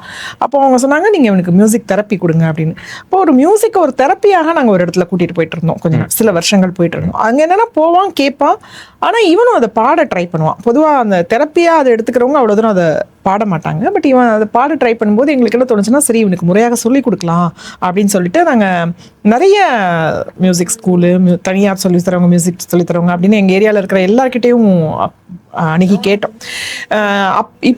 இப்போலேருந்து ஒரு 10 வருஷம் முன்னாடி இல்லையா, 10-12 வருஷம் முன்னாடி, இப்போ இருக்கிற அவேர்னஸ் கூட அப்போ கிடையாதுங்கிறதுனால அவங்கெல்லாம் முதல்ல பயந்தாங்க. ஐயோ அதெல்லாம் வேணாம், எங்களால் முடியாது, வேணாம் அப்படின்ற மாதிரி நிறைய பேர் சொன்னாங்க. அதுக்கப்புறம் என்னோட தோழி ஒருத்தங்க வந்து அவங்க ஏரியாவில் வந்து ஒருத்தங்க ஒரு இசை வகுப்பு எடுக்கிறாங்கன்னு சொல்லிட்டு அவங்கள்ட்ட கூட்டிகிட்டு போனாங்க. அவங்கள்ட்ட முதல்ல ஸ்லோகம்லாம் சொல்லி கொடுத்தாங்க, அதெல்லாம் இவன் சொன்னான். அப்புறம் இவன் வந்து பாடுறதை பார்த்துட்டு அவன் அப்போல்லாம் கேட்டு கற்றுக்க ஆரம்பிச்சிருந்தான், யூடியூப்பில் கேட்டு அவனா கற்றுக்க ஆரம்பிச்சிருந்தான். அப்போது வந்து ஃபர்ஸ்ட் வந்து இந்த மறைந்திருந்து பார்க்கும் மர்மம் என்ன பாட்டை வந்து அவன் பாடினான் ஃபுல்லாக. ஒரு பெரிய பாடல், கொஞ்சம் கடினமான பாடலும் கூட. அதை பாடுறதை கேட்ட உடனே அவங்க சொன்னாங்க ஓகே அவனுக்கு அப்போ கண்டிப்பாக பாட்டு வரும், ஏன்னா இவ்வளோ பெரிய பாட்டை சாதாரணமாக யாரும் ட்ரை பண்ண மாட்டாங்க, அதனால நான் சொல்லித்தரேன் அப்படின்னு சொல்லிட்டு அதுக்கப்புறம் அவங்க சொல்லிக் கொடுக்க ஆரம்பிச்சாங்க. நான் ஆரம்பத்தில் அவங்களுக்குமே ரொம்ப அது கொஞ்சம் சவாலாக தான் இருந்தது. 1-to-1 சொல்லிக் கொடுக்க வேண்டியிருந்தது. அது 1-to-1 சொல்ல முடியாது, என் தோழியோட பெண்ணும் சேர்ந்து கற்றுக்கிட்டாங்க. அது பாரு அவள் பாடுறா, பாரு கீர்த்தனாக்கா பாடுறா, நீயும் பாடு அப்படி சொல்லி அவனை பாட வச்சோம். அப்புறம் அவனுக்கு ஒரு கட்டம் வந்தோடனே அவனுக்கு புரிஞ்சிருச்சு, ஓ இதில் நமக்கு கற்றுக்கிறதுக்கு நிறைய இருக்குது அப்படின்ற அந்த எண்ணம் வந்த பிறகு அவன் நல்லா கற்றுக்க ஆரம்பித்தான். அதுக்கப்புறம் அந்த ஆசிரியை கண்டினியூ பண்ண முடியாமல் அவங்க வெளியூர் போயிட்டாங்க. அதுக்கப்புறம் இப்போது சொல்லித்தர சார்கிட்ட சேர்த்தோம். கொரோனா டயத்தில் தான் கிட்டத்தட்ட இல்லை 21 அவர்கிட்ட சேர்த்தோம். அப்புறம் அப்போலேருந்து அவர் தான் கண்டினியூ பண்ணிட்டு இருக்காரு. 4-5 வருஷமாக கற்றுட்டு இருக்காரு. நல்லா அவருக்கும் இவனுக்குமான ஒரு உறவு வந்து ரொம்ப இதுவாகிடுச்சு. அவருக்கு இவனுக்கு எப்படி சொல்லி தரதுங்கிறது தெரியுது. அவர் சொல்லிக் கொடுக்குறப்ப அதை கரெக்டாக இது பண்ணோம். மற்ற கம்யூனிகேஷன் எதுவுமே அவனுக்கு அந்த கிளாஸில் பிரச்சனையே ஆகிறதில்ல. நாங்கள் கூட உட்கார வேண்டிய அவசியமே இருக்கிறதில்ல. மற்ற இடத்துக்குலாம் நாங்கள் கூடவே போயிட்டு இப்போ உங்ககிட்ட சொல்கிறோம்ல, இல்லை அவன் இப்படி பண்ணுவான் அப்படி பண்ணுவான், அது எதுவுமே தேவையில்லைன்னா அவங்க 2 பேருக்கும் அவங்க பேசிக்கிறது புரியுது. அவர் என்ன சொல்கிறாரு, என்ன பாட சொல்கிறாருன்னு இவனுக்கு புரியுது, இவன் என்ன தப்பு பண்ணுறாங்கிறது அவருக்கு புரியுது. ஸோ அது அதனால அந்த எங்க திருத்தம் சொல்கிறாருன்னு அவனுக்கு புரியுது. எங்களை எதுக்கு சத்தியமோ மத்தியமோ என்னென்னமோ சொல்லுவாங்க, நமக்கு ஒன்றுமே தெரியாது. அவன் பார்ப்பான், அவன் அந்த இடத்துல எந்த இடத்துல இறக்கணும் எந்த இடத்துல ஏற்றணுங்கிறது அவனுக்கு அவர் என்ன கரெக்ஷன் சொல்றாருங்கிறத அவன் உள்வாங்கி அந்த டெக்னிக்கலான விஷயங்கள் அவனுக்கு இயல்பாவே புரியுது. ஸோ அதனால அதை தனியா கஷ்டப்பட்டு சொல்லிக் கொடுக்க வேண்டியதா இல்லை, நம்ம இயல்பா போயிட்டு இருக்கு. ஸோ அதனால அது ஒரு பக்கம் போயிட்டு இருக்கு. கனி பாடின பாட்டு நல்லா இருக்குன்னு சொல்லி யாரெல்லாம் சொல்லி இருக்கிறாங்க? அப்பா அம்மா அப்புறம் வேற யாரெல்லாம் சொல்லி இருக்கிறாங்க? அங்கிள் யாராவது? டீச்சர் யாராவது? டீச்சர் அப்பா அம்மா, அங்க கேக்குறாங்க பாரு. டீச்சர் சொல்லியிருக்காங்களா? அது இருக்கட்டும். சரி, யார் உங்களுக்கு இப்ப சங்கீதம் சொல்லி தர்றாங்க? மாஸ்டர் யார்? அவங்க பேரு? மாஸ்டர். அது நீச்சல்களா? மாஸ்டர் பாட்டு சொல்லி தரது. பாட்டு சார். மியூசிக் யாரு? முருகன் சார். முருகன் சார் பிடிக்குமா உங்களுக்கு? மியூசிக் மாஸ்டர் முருகன் சார் பிடிக்கும். முருகன் சாருக்கு முன்னாடி நீ யார்கிட்ட கத்துக்கிட்ட? காயத்ரி என்கிட்ட கத்துக்கிட்டு. சரி, இப்ப யார் சொல்லி தரா? நிசானி. இப்ப பாட்டு யார் சொல்லி தரா? இப்ப யார் சொல்லி தரா? பாட்டு யார் சொல்லி தரா? முருகன் சார். சத்தமா Murugan sir class. Murugan sir சொல்லி தரா. சரி சரி, இப்ப அடுத்து என்ன பாட்டு பாடலாம்? கனியோட நிசானி பாமகம். லிஸ்ட் காமி. நிசானி ஸ்வரம் தான் சொல்லிட்டே இருப்பான். நிசானி நீ பாமா காமா. சரி, இது பாடுறியா? கண்ணான கண்ணே பாடுறியா? அடுத்து என்ன பாட்டு பாடுற? கண்ணா கண்ணே பாடு. ஸ்ரீராம் விஸ்வாசம் படம். விஸ்வாசம் படத்துல இருந்து பாட போறீங்க. சரி, பாடுங்க. கண்ணான கண்ணே கண்ணான கண்ணே என் மீது சாயவா, உன்னான நெஞ்சை பொன்னான கையா பூ போல நீவா, அலைகடலில் நடுவே ஆய்திடாத்ததையே பழகினவே உனையே பார்த்தேன் அண்ணே, புதைவடலில் விழுந்தே புடைந்திடவே இருந்தே குருதகையை எரிந்தே ஈட்டாய் என்னையே, விண்ணோடும் மண்ணோடும் ஆடும் பெரும் ஊஞ்சல் மனதோரம் கண்பட்டு தூவிட்டு போம் ஏதோ மூடும் வாயில் ஒன்றை பார்க்கிறேன் மழையாயினேன் இந்த உற்சாகம் போல் சாக தோன்றும் இதே வினாடி. ஆக்சுவலி இந்த படம் இருக்கு இல்லையா, இந்த படம் வந்து அவனுக்கு அந்த பாட்டின் வழியாக அந்த படம் ரொம்ப பிடிக்கும். நான் அப்போ டை அடிச்சுக்கிட்டு இருந்தேன். திடீர்னு அந்த ஒரு ஒரு ஒரு கேப்பில் டை அடிக்கிறது நமக்கு குறைஞ்சி போச்சு. ஏதோ ஒரு அப்பா தாடி ஒயிட், அப்பா தாடி ஒயிட் அப்படின்னு சொல்லி அந்த படத்தில் வர்ற மாதிரி அவ்வளவு தாடி வளர்த்து முடி வெட்டாமல் டை அடிக்காமல் ஓன்னு இருந்தேன். அந்த முகத்தை என் முகத்தோட பொருத்தி பார்க்க எப்போதுமே இன்னொரு முகத்தில் பொருத்தி பார்க்குற அவனுக்கு பழக்கமாக இருந்துச்சு. ஸோ ரொம்ப நாளைக்கு என்னை போட்டு இந்த அஜித் மாதிரியே இருக்கணும் அந்த கெட்டப்லேயே வச்சிருந்தான் ரொம்ப நாளைக்கு. அப்புறம் இளையராஜா கெட்டப்புக்கு மொட்டையை போடாச்சான். பொதுவா பேரண்ட்ஸ் தான் வந்து ஃபேன்சி ட்ரெஸ் காம்படிஷனுக்கு பசங்களை தயார் பண்ணுவாங்க விதவிதமா. எங்க வீட்டுல உள்டாவா அவன் வந்து அவரை தயார் பண்ணிட்டு இருப்பான். அவன் சொல்ற மாதிரி கெட்டப்ல தான் அவனுக்கு இருந்தாகணும். ஒரு புறம் ஊடகத்தின் வழியா நீங்க ஒரு விழிப்புணர்வை ஏற்படுத்தியிருக்கிறீங்க, இன்னொரு பக்கம் ஒரு புத்தகத்தின் வழியா உங்களுடைய அனுபவங்கள் வழியா ஒரு விழிப்புணர்வை ஏற்படுத்தியிருக்கிறீங்க. பொதுவாக வரிசையில் நிற்கும் போது நம்ம கடைசியாக இருந்தோம்னா என்ன கடைசியாக நிற்கிறோம் அப்படின்னு ஒரு மன வருத்தம் இருக்கும். நமக்கு பின்னாடி ஒரு 4 பேர் வந்துட்டாங்க, அப்பாடா 4 பேர் வந்துட்டாங்க அப்படின்னு ஒரு நிம்மதி இருக்கும். அதே மாதிரி தான் நமக்கு ஒரு பிரச்சனைன்னு வரும்போது எனக்கு மட்டும் ஏன் இப்படி ஒரு பிரச்சனை அப்படின்ற ஒரு எண்ணம் எல்லாருக்குமே வரும். அதே சமயத்தில் அந்த பிரச்சனை 4 பேருக்கு இருக்குது, வீட்டுக்கு வீடு வாசப்படி தான் அப்படின்னு தெரியும்போது கொஞ்சம் நிம்மதியாக இருக்கும். ஸோ இந்த நிம்மதி எப்போ வரும் அப்படின்னா ஒருத்தர் தன்னுடைய அனுபவங்களை பகிர்ந்து கொண்டு இப்படியெல்லாம் இருக்குது இதெல்லாம் புரிஞ்சுக்கங்க. அதுலேயும் குறிப்பாக சிறப்பு குழந்தைகள் மத்தியில் நாம் எப்படி நடந்துக்கணும், எப்படிப்பட்ட ஒரு பெற்றோராக இருக்கணும், இதையும் ஒரு கொடையாக ஏற்றுக்கொண்டு எல்லா குழந்தைகளுமே இந்த உலகத்தில் பிறக்கும்போது நல்ல குழந்தைகளாக தான் பிறக்கிறாங்க. அவங்க வளர்க்கப்படும் விதம் தான் வந்து அவங்கள வேற மாதிரி மாற்றுகிறது அப்படின்னு கவிஞர் சொல்லியிருக்கிறார். அதை தாண்டி இந்த குழந்தைகள் என்றுமே நம்முடைய குழந்தைகள் அப்படின்ற ஒரு கண்ணோட்டத்தோட வீடு வந்து குழந்தைகளாக இருக்கும் வரையும் தான் கொண்டாட்டமாக குதூகலமாக இருக்கும். ஆனால் இப்படிப்பட்ட சிறப்பு குழந்தைகள் இருக்கக்கூடிய வீடுகள் எப்பவுமே குதூகலமாகவும் கொண்டாட்டமாகவும் இருக்கும் அப்படின்றத உங்களுடைய பேச்சுகளிலிருந்தும் உங்களுடைய அனுபவங்களிலிருந்தும் தெரிந்து கொள்ள முடிகிறது. இனிமே இந்த விஷயத்தை இன்னும் பெருசா மக்கள்கிட்ட கொண்டு போய் சேர்த்து இது ஒரு சுமை அல்ல அப்படின்றத மக்களுடைய, அதிலும் குறிப்பா சிறப்பு குழந்தைகளின் பெற்றோர்களின் மனதில் பதிய வைக்கிறதுக்கு நீங்க என்ன மாதிரியான செயல்பாடுகளை மேற்கொள்ளலாம்னு இருக்கிறீங்க? தனிநபர்களாக எங்களுடைய செயல்பாடுகளை விட அரசு சில முன்னெடுப்புகளை எடுக்குது. நாங்கள் அதுக்கு துணை நிற்கிறோம். உதாரணத்துக்கு சொல்வதாக இருந்தால், தமிழ்நாடு மாற்றுத்திறனாளி நலத்துறையின் கீழ் வரக்கூடிய ஆட்டிச ஒப்புயர்வு மையம் சென்னையில் இருக்குது, KK நகரில் இருக்குது. அந்த ஒப்புயர்வு மையம் வந்து என்ன செய்யணும், சென்டர் ஃபார் எக்ஸலன்ஸ். அந்த ஒப்புயர்வு மையம் ஒட்டுமொத்தமாக தமிழ்நாட்டில் இருக்கக்கூடிய ஆட்டிச குழந்தைகளுக்கு நாம் என்னவெல்லாம் செய்யலாம்னு பல எக்ஸ்பர்ட்டுகள்கிட்டையும் பெற்றோரிடமும் உரையாடுது. அதன் வழியாக சில திட்டங்களை முன்னெடுத்துட்டே வராங்க. இப்போ போன வருஷம் பார்த்தீங்கன்னா அரசு பள்ளிகளில் படிக்கக்கூடிய மாணவர்கள்ட்ட ஒரு பேச்சு போட்டி மாதிரி ஒரு கட்டுரை போட்டி ஒன்று வச்சாங்க. எனது தோழன் எனது தோழி அப்படின்னு அதுக்கு தலைப்பு வச்சாங்க. அதாவது இன்க்ளூசிவ் வகுப்பறை இன்னைக்கு இருக்கு, உள்ளடக்கப்பட்ட ஒருங்கிணைக்கப்பட்ட வகுப்பறை. அந்த வகுப்பறையில் 20 மாணவர்களில் ஒரு குழந்தை வந்து ஒரு சிறப்பு குழந்தையா இருக்கும். அந்த சிறப்பு குழந்தையை எனது தோழனாக எனது தோழியாக எண்ணக்கூடிய மற்ற இன்னொரு மாணவன் அந்த மாணவன் பற்றி எழுதணும். இவனுக்கு இந்த பழக்கங்கள் இருக்கு, இவனுக்கு இந்த பழக்கங்கள் பிடிக்காது, நான் அவனுக்கு உறுதுணையாக இருக்கிறேன், நான் அவனுக்கு நண்பனாக ஏற்றுக்கொண்டேன், நான் அவனுக்கு உதவி செய்கிறேன். இந்த அனுபவங்களை எழுதக்கூடிய குழந்தைகளுக்கு நாங்கள் பரிசு கொடுக்கறதுன்னு அந்த துறை அறிவிச்சிச்சு. ஒரு 8000 மின்றி வந்ததாக சொன்னாங்க. உண்மையிலே இந்த மாதிரியான முன்னெடுப்பு மட்டும் இல்லாமல் இப்போ சென்னையில் இருக்கக்கூடிய எல்லா பார்க்குகள்லையும் திறக்கும் நேரம் பூட்டும் நேரம்னு ஒரு போர்டு இருக்கும், நம்ம பார்த்துருக்கோம். சமீபத்தில் சென்னை மாநகராட்சி ஒரு சுற்றறிக்கை விட்டுருந்தாங்க. என்னன்னா, ஆட்டிச குழந்தைகளை கூட்டி வரக்கூடிய, ஆட்டிசம் உள்ளடக்கிய அறிவுசார் வளர்ச்சி குறைபாடுடைய குழந்தைகளை கூட்டிக்கிட்டு வரக்கூடிய குழந்தைகளுடைய பெற்றோரை எந்த நேரமும் உள்ளே அனுமதிங்கன்னு சொல்லியிருக்காங்க. ஏன்னா இவர்களுக்கு அந்த பூங்காக்கள் வந்து ஒரு ஓய்வை கொடுக்கும், ஒரு மன நிம்மதியை தரும், ஊஞ்சல் ஆடுறது அவங்களுக்கு ஒரு நிறைவை தரும்.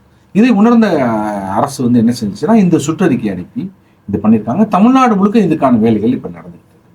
இப்போ சென்னையில் வந்து சமீபத்தில் ஆட்டிச குழந்தைகளை நாங்கள் ஏன்னா எங்களால் பொது சமூகத்தோடு 2 கலக்கவே முடியாது. அதுக்கான நிறைய சங்கடங்கள் இருக்கு. என்னன்னா, என் குழந்தை வந்து சென்சரி இஷ்யூ இருக்கக்கூடிய ஒரு குழந்தையா இருப்பான், அவன் சத்தம் போடக்கூடிய குழந்தையா இருப்பான், குதிக்கிற குழந்தையாக இருப்பான், கைகால் ஆட்டிக்கிட்டே இருக்கிறது. இது மற்றவர்களுக்கு கேலி பொருளாக பார்க்கறதுக்கான சூழல் இருக்கு. இதெல்லாம் எதுக்கு வெளியே கூட்டிட்டு வராங்க அப்படிங்கிற கேட்குற குரல் இருந்துகிட்டே இருக்கு. இப்போ பார்த்தீங்கன்னா கல்யாண வீடுகள் ஆரம்பிச்சு ரயிலில், பேருந்து பயணத்தில், பல இடங்களில் நாங்கள் அந்த கேள்வியில் எதிர்கொண்டிருக்கோம். இதெல்லாம் எதுக்கு வெளியே கூட்டு வரீங்க, நீங்கள் வீட்டிலே விட்டுட்டு வர வேண்டியதானே, வீட்டுக்குள்ளே வைக்க வேண்டியதானே. என்னுடைய கேள்வி ஒன்று தான் இருக்குது, உங்களுடைய வயதான அப்பா அம்மாவை ஏன் வெளியே கூட்டு வர்றேன், வீட்டுக்குள்ளே வச்சுக்க. அவங்களால நடக்க முடியலை, டிக்கெட் எடுக்க நின்னாங்கன்னா ரொம்ப லேட் ஆகுது, டார்ச்சராக இருக்குது, ஹோட்டலுக்கு போனால் கை கழுவ முடியல, எல்லா இடத்துலையும் அவங்க முன்னாடி நின்றுட்டு ரொம்ப ஸ்லோவாக இருக்காங்க, என்னுடைய ஃபாஸ்ட்டுக்கு அவங்களால இல்லை, அவங்களாம் வீட்டில் வைன்னு சொன்னால் உனக்கு எவ்வளோ காயமாக இருக்கும். அதே போல தானே இந்த குழந்தைகள். அப்போ இந்த குழந்தைகளுக்காக நாம் கொஞ்சம் பொறுத்து கொண்டு போனால் என்ன அப்படின்னு ஒரு கேள்வி எனக்கு தோணிட்டே இருக்கும். அப்போ இது பொது சமூகத்துக்கு வரணும் இந்த எண்ணம். அரசு இந்த மாதிரியான பல முன்னெடுப்புகளை செஞ்சுக்கிட்டே இருக்கு. பூங்காக்குள்ள உள்ள வரலாம்னு சொல்லியிருக்கு. இப்போ வந்து இந்த குழந்தைகளை ஆட்டிசம் குழந்தைகளை நீங்கள் பரிவோடு அணுகுங்கள்னு தியேட்டரில் இடையில வந்து ஒரு ரீல்லாம் போட்டாங்க. தமிழ்நாடு முழுக்க அந்த ரீல்லாம் ஒப்புயர்வு மையத்தின் வழியாக அந்த ரீல் போடப்பட்டது. இப்படியான பிரச்சாரம் இப்போ இடையில வந்து சென்னை, காஞ்சிபுரம், செங்கல்பட்டு இந்த 4 மாவட்டங்களில் வந்து பேருந்து பணிமனைகளில் ஒரு நாடகம் ஓடிக்கிட்டு இருந்துச்சு. என்னன்னு போய் பார்த்தோம்னா, அங்கே இருக்கக்கூடிய கண்டக்டர், டிரைவர் எல்லாருக்கும் சேர்த்து ஆட்டிச குழந்தைகளை கையாள்வது எப்படி அப்படின்னு இந்த ஆட்டிசம் ஒப்புயர்வு மையம் டிராமாவா போட்டு அவங்களுக்கு விழிப்புணர்வு ஏற்படுத்திட்டு. ஏன்னா பொது பேருந்துகளில் அவங்க போகும்போது அவங்களை அவமானப்படுத்தக்கூடாது, அவர்களிடம் இன்னும் கொஞ்சம் நீங்க கனிவா இருங்கன்னு. இப்போ பேருந்துகளில் சென்னையிலேயே பார்க்கலாம், தமிழ்நாடு முழுக்க பல பேருந்துகளை நான் பார்த்ததா போட்டோக்கள் போட்டிருந்தாங்க சோசியல் மீடியால. கரம் சிரம் புறம் நீட்டாதீர் அப்படின்னு ஒரு வாசகம் ஒட்டியிருப்பாங்க இல்லையா, அது போல அங்கங்க பேருந்துல ஒட்டியிருக்காங்களாம், ஆட்டிசம் குழந்தைகளுக்கு அமர்வதற்கு முன்னுரிமை கொடுங்கள்.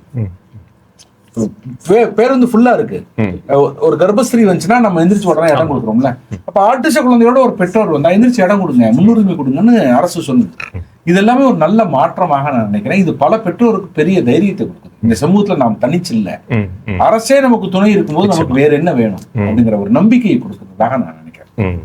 உங்களுடைய அந்த விழிப்புணர்வு செயல்பாடுகள் மூலமா ஆட்டிசம் நிலை குழந்தைகளை வைத்திருக்கக்கூடிய பெற்றோர்களுக்கு ஒரு புறம் விழிப்புணர்வு, அதே சமயத்துல இந்த பொது சமூகத்தின் பார்வை, ஏன்னா அவங்க ஏத்துக்கணும் நம்முடைய குழந்தைகள் நல்லா இருக்கு, அதே சமயத்துல அப்படி கஷ்டப்படுற ஒரு குழந்தையையும் நம்ம குழந்தையா பார்க்கணும் அப்படின்ற மனநிலையோட நீங்க சொல்ற மாதிரி எப்படி வயதானவங்களுடைய பொது சமூக செயல்பாட்டுல பொது வெளியில அவங்க வந்து செயல்படும் போது அவங்க வயசானவங்க, அவங்களுக்காக நாம பொறுமையா காத்திருக்கணும், அவங்களுக்கு மதிப்பு கொடுத்து நாம பொறுமையா காத்திருக்கிறோம், ஏன்னா அவங்களுடைய முதுமையை காரணம் காட்டி.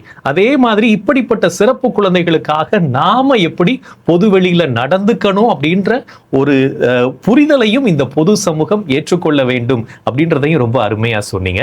கனி ஒரு பாட்டு பாடலாமா? பாடலாம். இந்த மொபைலையும் அந்த இதையும் இது கொடுத்துட்டு ஒரு பாட்டு பாடுங்க. தேகம் யாவும் தீந்தாகம்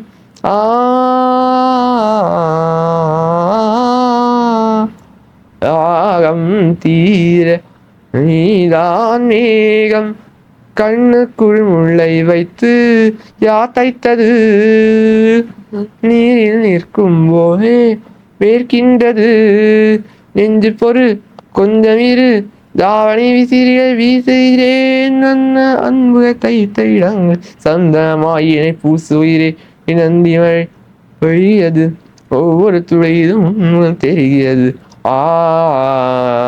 சிப்பி தப்பிய நித்திரமே ரகசிய ராத்திரி புத்தகமே அந்தி மழை பொழிகிறது ஒவ்வொரு துளியிலும் உண்முகம் தெரிகிறது.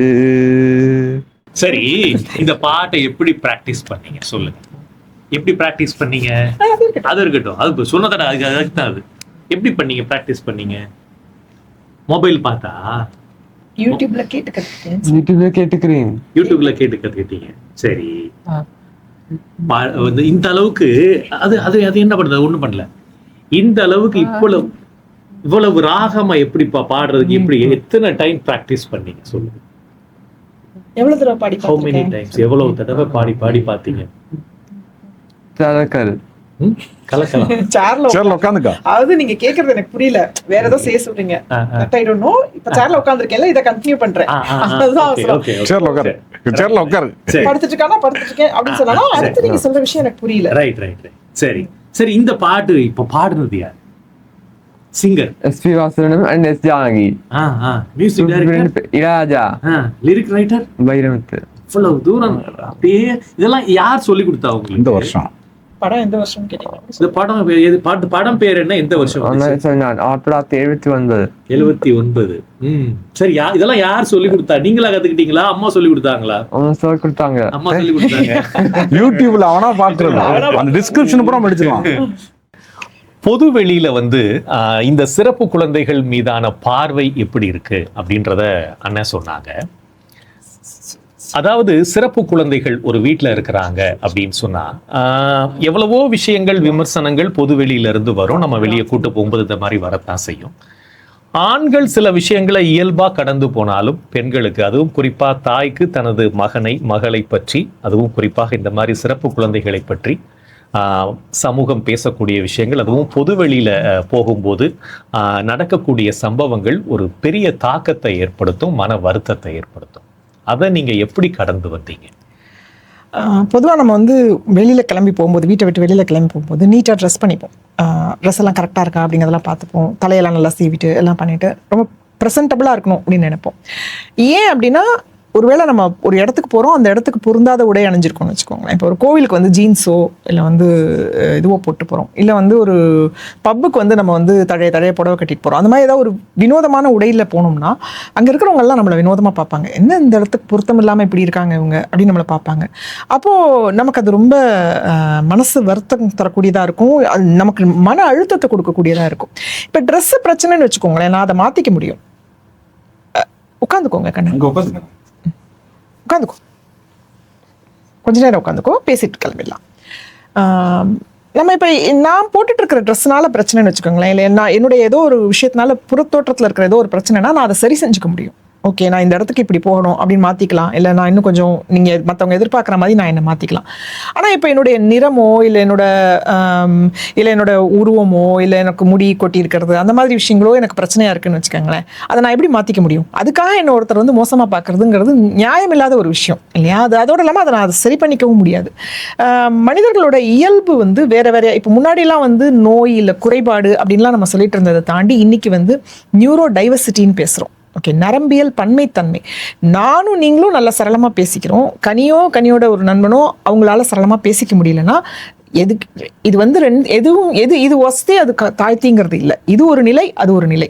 அவங்களோட அதனாலதான் நம்ம வந்து மாற்றுத்திறனாளிகள்ங்கிற பதத்துக்கே போகணும். ஓகே, ஒருத்தங்களுக்கு உடல் ரீதியான குறைபாடுகள் இருந்தாலும் அந்த குறைபாடுகளை தாண்டி அவங்க வேற விதமா அதை சமாளிப்பாங்க. இப்போ கண் பார்வை குறைபாடு இருக்கிறவங்க பார்த்தீங்கன்னா அவங்களோட காது ரொம்ப நுட்பமாக இருக்கும், அதை வச்சு அவங்க வாழ்க்கையை எதிர்கொள்வாங்க. அது மாதிரி அதனாலதான் அதை மாற்றுத்திறன்னு நம்ம சொல்ல ஆரம்பிச்சோம். அது போலவே வாழ்க்கையில நரம்பியல் பன்மைத்தன்மைங்கிறத நோக்கி நம்ம இன்னைக்கு வந்திருக்கோம், உலகளவில் வந்திருக்கோம். ஐநாலேருந்து உலக சுகாதார அமைப்புலேருந்து எல்லாரும் அதை வந்து ரொம்ப வலியுறுத்திட்டு இருக்காங்க. ஸோ நரம்பியல் பன்மைத்தன்மைனா என்னன்னா அவங்களாவே ஏற்றுக்கிறது. அந்த நிலைமைக்கு இன்னும் நம்ம சமூகம் போகலை. தானா பேசிட்டு இருக்கான், கையை இப்படி உதறிட்டு இருக்கான், இல்லை சாப்பிட தெரியல, இந்த வயசுக்கு தெரிய வேண்டிய அளவுக்கு இல்லை அவனுக்கு வந்து. இப்போ பார்த்தீங்கன்னா இந்த இடத்துல ஒரு டிவி இன்டர்வியூக்கு வந்தால் சாதாரணமாக இந்த வயசில் இருக்கிற குழந்தைக்கு அந்த டிவி இன்டர்வியூனுடைய முக்கியத்துவம் தெரியும். ஓகே, அது ஒளிபரப்பாகவும் நாளைக்கு நான் என் ஃப்ரெண்ட்ஸ் கிட்டலாம் சொல்லிப்பேன், ஸ்கூல்லேயே நான் தான் பெரிய ஹீரோவாயிரும். அது எதுவுமே இல்லாதனால தான் அவன் எந்திரிச்சு நடந்துகிட்டு இருக்கான். அங்கே உட்காரணும் அப்படிங்கிறது அவனுக்கு தெரியல. இது வந்து சோஷியலைசிங் ப்ராப்ளம், அவனுக்கு இருக்கக்கூடிய சமூக புரிதல் இருக்கக்கூடிய பிரச்சனை. இதை நம்ம அக்செப்ட் பண்ணிக்கணும். ஓகே, உட்கார் அப்படின்னு சொன்னோம்னா அவன் ரொம்ப வருத்தம் அடைவான், காயப்படுவான். ஆனா அது ஷூ உட்காருன்னு கூட சொல்ல வேணாம், ஒரு எகத்தாளமான ஒரு பார்வை போதும் அம்மாவை காயப்படுத்துது. அந்த ஷூன்னு சொன்னாதான் அவன் காயப்படுவான், ஏன்னா அதுதான் அவனுக்கு புரியும். ஆனா எனக்கு நீங்க எல்லாரும் அவனை ஒரு மாதிரி பாத்தீங்கன்னாலே எனக்கு அது, ஏன்னா எனக்கு தெரியும் இல்ல, நீங்க என் மகனை வந்து சரியா மதிக்கல அப்படின்னு நான் நினைப்பேன்ல. அந்த வருத்தங்கள் நிறைய இடத்துல இருக்கு. நாங்க அதை எப்படி தாண்டி வரோம், நான் எப்படி அதை எடுத்துக்கிறேன்னா, ஓகே இது என் தவறு இல்லாததுக்கு நீங்க இப்படி நடந்துக்கிறீங்கன்னா இது உங்களோட அறியாமை அப்படின்னு நான் அதை எடுத்துட்டு தாண்டி வரேன். பட் எல்லா பெற்றோர்களாலையும் அப்படி தாண்டி வர முடியாது. அதனாலதான் இந்த புது சமூகம் இன்க்ளூஷனை ஏன் ஏத்துக்கிட்டாகணும், எல்லாரும் ஏன் வந்து இன்க்ளூஷன்ங்கிறத விட ஆலிஷிப் அப்படின்னு தான் இப்போ பேசுறாங்க உலக அளவுல. ஓகே, சேர்ந்து வாழ்வது. ஓகே, வெவ்வேறு திறனுடைய நபர்கள், வெவ்வேறு விதமான நரம்பியல் தன்மை உடைய நபர்கள் சேர்ந்து வாழ்வது தான் இன்னைக்கு சமூகம். ஓகே, ஏன் அப்படின்னா ஒரு எப்பவுமே வளர்ச்சிங்கிறது சீரா இருந்தாதான் வளர்ச்சி. நம்ம ஹைட்டு வெயிட் எல்லாத்தையும் ஒரு இடம் மட்டும் வளர்ந்துச்சுன்னா அதை வீக்கம்னு சொல்லுவோம். ஓகே, ஒரு குரூப் மட்டும் நீங்க வந்து பேசுறதுக்கூடிய சமாளிக்கக்கூடிய சோஷியலைசேஷன் ஸ்கில் இருக்கிற ஒருத்தர் மட்டும் நல்லா இருப்பாங்க இந்த சொசைட்டில, மற்றவங்களால அப்படி இருக்க முடியாது அப்படிங்கிற நிலைமை இருந்துச்சுன்னா அது வளர்ச்சி கிடையாது, அது அந்த ஒட்டுமொத்த சமூகத்துக்கும் நல்லது கிடையாது. அதனால எல்லோரும் கைகோர்த்து முன்னேறணும் அப்படிங்கிறது தான் வந்து சரியான விஷயமா இருக்க முடியும். பாலா சொன்ன மாதிரி இந்த பள்ளி வகுப்புல, இந்த பள்ளி பிராயத்திலேருந்தே குழந்தைகள்ட்ட அந்த எண்ணத்தை கொண்டு வரதுக்காக தான் இந்த என் தோழன் மாதிரியான இனிஷியேட்டிவ்ஸ். ஸ்கூல்ஸ் ஏன் இன்க்ளூசிவா இருக்கணும்னா அதுக்காக தான் இன்க்ளூசிவா இருக்கணும். ஏன்னா இவங்களுக்கு எப்படி அந்த இன்க்ளூசிவ் என்விரான்மெண்ட்லேருந்து நியூரோடிபிக்கல் கிட்ஸ் கிட்டேருந்து இவங்க கற்றுக்க முடியுமோ அதே மாதிரி நியூரோடிபிக்கல் கிட்ஸும் இவங்க கிட்டேருந்து கற்றுக்க முடியும். இப்படியும் மனிதர்கள் இருப்பாங்க, அவங்களோட தேவைகளையும் நான் அட்ஜஸ்ட் பண்ணிட்டு போனால் தான் நான் ஒரு நல்ல சமூக மனிதனாக இருப்பேன் அப்படின்ற எண்ணம் அவங்களுக்கும் வரும். அதை புரிய வைக்கணும். குழந்தைங்களும் அப்படி வளரணும், பெரியவங்களும் அப்படி மாறணுங்கிறதா எங்களோட எதிர்பார்ப்பு. இன்னைக்கு இல்லைங்கிறதான் யதார்த்தம். ஸோ அதை நோக்கி தான் நம்ம எல்லாருமே அதை நோக்கி தான் உழைச்சிக்கிட்டு இருக்கோம். அப்புறம் நீங்க இந்த மற்றவர்கள் எப்படி பார்க்குறாங்கன்றத பத்தி கேட்டிங்களா, அதுல முக்கியமான ஒரு விஷயத்த சொல்லி ஆகணும். இங்க நிறைய எல்லா இடத்துலையும் ஃப்ராட் பண்ணக்கூடியவங்க நிறைய பேர் இருப்பாங்க. அது எல்லா சமூகத்தின் இயல்பு, எல்லா விதத்துலையும் ஏமாறக்கூடியவங்களும் இருந்துட்டு இருப்பாங்க. அதுல இந்த ஆட்டிசம் மாதிரியான விஷயங்களுக்கு வந்து இப்போ வரைக்கும் இன்னைக்கு வரைக்கும் எந்த விதமான குணப்படுத்துவதற்கான ட்ரீட்மெண்ட்டும் இல்லை. தெரப்பீஸ், அதுக்கப்புறம் அவங்களுக்கு சில சமயங்களில் மருந்துகள் கொடுக்க வேண்டியது இருக்கும். அதை மருத்துவர்கள் சொல்லுவாங்க. அது எதுக்குன்னா அவங்கள காம் பண்ணுறதுக்கு, அந்த மாதிரி விஷயங்களுக்கு அது மருத்துவர்கள் மட்டுமே, முறையாக படித்த மருத்துவர்கள் மட்டுமே கொடுக்க வேண்டிய மருந்துகள் இருக்கு. மற்றபடிக்கு வந்து இதை குணப்படுத்துறதுக்கான மருந்துகள் எதுவும் கிடையாது. ஆனால் பல பேர் வந்து புதுசாக கிளம்பி வருவாங்க, நாங்கள் வந்து சரி பண்ணிடுறோம் அப்படின்னு சொல்லுவாங்க. அது ஓகே, அது ஒரு பிரச்சனை. அது வந்து பெற்றோர்கள் எதிர்கொள்கிறோம், சக பெற்றோர்களுக்கு புரிய வைக்கிறோம். நாங்களே எங்களுக்கே புரிஞ்சிருது, கொஞ்ச நாளில் புரிஞ்சிருது இதெல்லாம் ஏமாத்துன்னு, அந்த மாதிரி தாண்டி வரும். இதில் உதவி பண்றோம் அப்படின்னு நினைச்சிட்டு உறவினர்கள் கொடுக்குற தொல்லைங்கிறது ஒண்ணு இருக்கு. அவங்க என்ன நினைக்கிறாங்கன்னா, இங்க மருந்து இருக்கு, பாவம் இவங்க அறியாமையினால அந்த குழந்தைக்கு அதை வாங்கி கொடுக்காம இருக்காங்க அப்படின்னு நினச்சிட்டு வந்து நம்மக்கிட்ட சொல்லும்போது அவங்களுக்கு அவங்களுடைய வயது, அவங்களுடைய ஸ்தானம் இது காரணமாக நம்ம அவங்கக்கிட்ட கடுமையாக பேச முடியாத சூழ்நிலையில் சரி எங்களுக்கு தெரியும் இல்லை அப்படிலாம் இல்லைன்னா அவங்க என்ன நினைக்கிறாங்கன்னா எங்களுக்கு ஏதோ ஒரு ஈகோனால வேணாம்னு சொல்கிறோம், இல்லை ஏதோ நாங்கள் எங்களுக்கு அறியாமையினால அதை அந்த மருந்தை முயற்சி பண்ணி பார்க்காம இருக்கோம். அவங்களும் நல்ல எண்ணத்தில் தான் சொல்கிறாங்க, குழந்தை நல்லா ஆயிடணுங்கிறதா அவங்களுக்கும் எண்ணம். ஆனால் அதை வற்புறுத்தும் போது ரொம்ப சங்கடமான சூழ்நிலையாக இருக்குது. ஏன்னா குடும்பங்கிறது ஒரு சின்ன அமைப்பு, அதுக்குள்ளே அவங்க போடுற ப்ரெஷர் இருக்குல்ல, அவங்க உறவின் தன்மை, அவங்க வயது, இந்த மாதிரி விஷயங்கள்னால அது ரொம்ப நெருக்கடியை கொடுக்குது. எல்லாருமே இதை கொஞ்சம் புரிஞ்சுக்கணும். இந்த விஷயத்தில் க்யூர் பண்ணுறதுக்கான எந்த முறையும் இப்போ வரைக்கும் இல்லை. அப்படி இருந்தால் அரசே வந்து அதை அறிவிக்கும், சொல்லும், இது பண்ணும், எல்லாம் பண்ணும். அப்படி இருக்கும்போது நம்ம அப்பா அதை பார்த்துக்கலாம். இப்போ நிறைய ஏமாற்றுக்காரர்கள் சொல்கிறதெல்லாம் நம்பி நம்ம குடும்பங்களுக்குள்ள குழப்பம் இல்லாமல் இருந்துச்சுன்னா அது இன்னும் நிறைய பேருக்கு உதவியாக இருக்கும். ஏன்னா இந்த இடத்துல நான் இன்னொன்று சொல்லணும்னு ஆசைப்படுறேன். விதவிதமாக ஏமாத்துறாங்க. முதல்ல என்ன சொல்லிட்டு இருந்தாங்க அப்படின்னா, ஆர்டிஸ்ட்டை நாங்கள் குணப்படுத்துகிறோம், எங்கிட்ட வந்து ஒரு 45 நாளைக்கு நீங்கள் மருந்து எடுக்க, ஒரு நாளைக்கு 5000 ரூபா வீதம் நீங்கள் எங்கிட்ட பணம் கொடுங்க. இது உதாரணமாக சொல்கிறேன். 5000ங்கிறது ஒரு சாதாரண ஒன்றும். முதல்ல பேப்பரில் வரக்கூடிய விளம்பரத்தை வந்து இந்த பெண்கள் படிக்கக்கூடிய பத்திரிகை, ஆன்மீக பத்திரிகை, இந்த வயதானவர்கள் படிக்கக்கூடிய பத்திரிகைகள் எல்லாத்துலேயுமே ஒரு முழுப்பக்க விளம்பரமாக கொடுப்பாங்க. நாங்கள் குணமாக்குகிறோம், இந்த வைத்தியசாலை, அந்த கிளினிக் அப்படின்னு சொல்லி ஏகப்பட்ட விளம்பரம் வரும். இது படிக்கிற அந்த பெற்றோர் தான், இது படிக்கிற நம்ம உறவினர் தான், ஐயோ இவங்க இந்த விளம்பரத்தை பார்த்துருக்க மாட்டாங்களே அப்படின்னு சொல்லி நம்மளை கேட்குறது. நம்ம ஏற்கனவே இந்த மாதிரி விளம்பரத்தை பார்த்து நாமளும் ஏமாந்துருப்போம். காசு கட்டி போய் பணம் கட்டி ஏமாந்துட்டு வந்திருப்போம். அதை இவங்ககிட்ட சொன்னா நீ பொய் சொல்ற, நான் சொல்றேங்கிறனால நீ கேட்க மாட்டேங்கிற, நான் சொன்ன என்னையோட உனக்கு வயசு கம்மி தான், உன்னையோட எனக்கு அனுபவம் ஜாஸ்தி தான், சொல்றதை கேளு. பேப்பர்காரன் பொய் சொல்லுவானா? இந்த வெள்ளையா இருக்கிறவன் பொய் சொல்ல மாட்டாங்கிற மாதிரி பேப்பர்காரன் பொய் சொல்லுவானா? அவன் காசுக்காக போடுறாங்கிறது இவங்களுக்கு புரியல. அது செய்தி இல்ல, விளம்பரம் இவங்களுக்கு புரிய மாட்டேங்குது. செய்தி இல்ல, விளம்பரம். காசு கொடுத்து போற செய்திகள் நிறைய வந்து சரி, அதுக்குள்ள போல விளம்பரம்ங்கிறது இவங்களுக்கு அது புரிய வைக்கவே முடிய மாட்டேங்குது. அதுல பெற்றோர் நிறைய பேர் அவதிப்படுறோம்.